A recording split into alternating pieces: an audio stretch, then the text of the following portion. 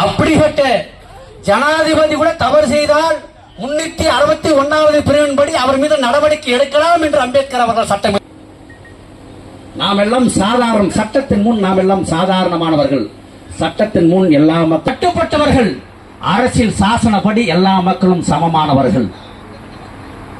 அப்படிப்பட்ட ஒரு தலைவர் அம்பேத்கர் அவர்கள் கொலம்பியா பல்கலைக்கழகத்தில் படிக்க சென்ற போது அவருடைய மகன் கங்காதரன்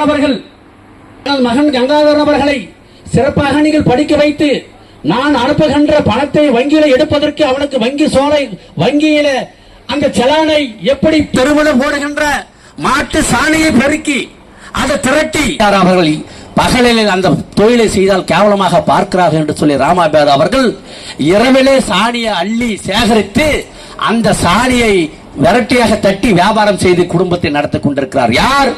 இந்த நாட்டினுடைய மிகப்பெரிய அரசியலமைப்பு வகுத்த தந்தையுடைய மனைவி.